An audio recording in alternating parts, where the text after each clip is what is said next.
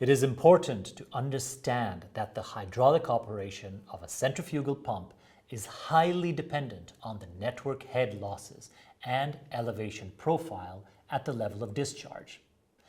So how does the network influence pumping? In this module, we'll see how to trace the characteristic curve of the network and how to determine the pump operating point. We'll then look at how to ascertain the theoretical hydraulic performance using manufacturer curve graphs. The network curve is traced on a graph with the flow discharge placed on the x-axis and the TDH on the y-axis. It's an ascending parabolic curve which represents the evolution of head losses in the network according to the flow discharged by the pump. In concrete terms, the greater the flow discharged into the network, the greater the linear and singular head losses. The network curve can be determined rapidly with the help of a simple equation where TDH, represented by y, is equal to the static head plus the square of the flow discharge by the pump multiplied by a constant, A. At zero flow on the y-axis of the network curve, the static head corresponds to the elevation difference between the pumping departure point and the pumping arrival point. It should be noted that in the case of a booster directly connected to the network upstream, the suction pressure available for the pump must be taken into account. It should be noted that in the case of a booster directly connected to the network upstream, the suction pressure available for the pump must be taken into account.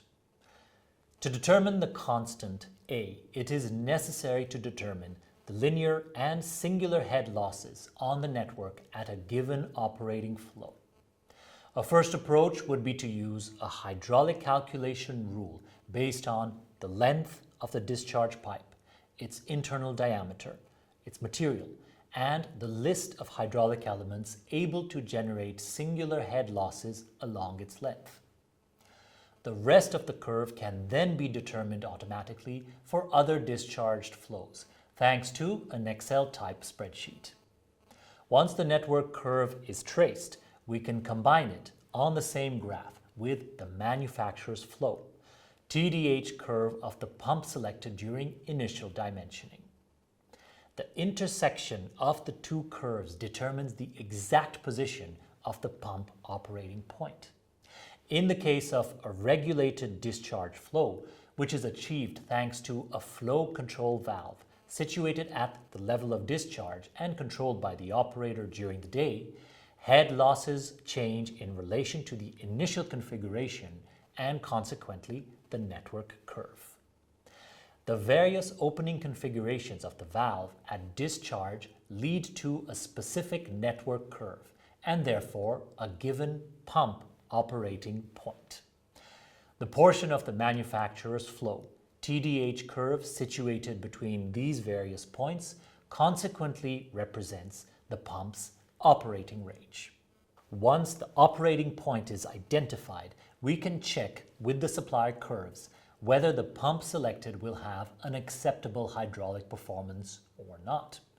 The optimum operating point for the pump selected will rarely totally correspond to the desired flow and TDH. The pump selected will be the one closest to the performances in terms of flow, TDH, efficiency, absorbed power, investment, and operating costs. So let's go over the main points again.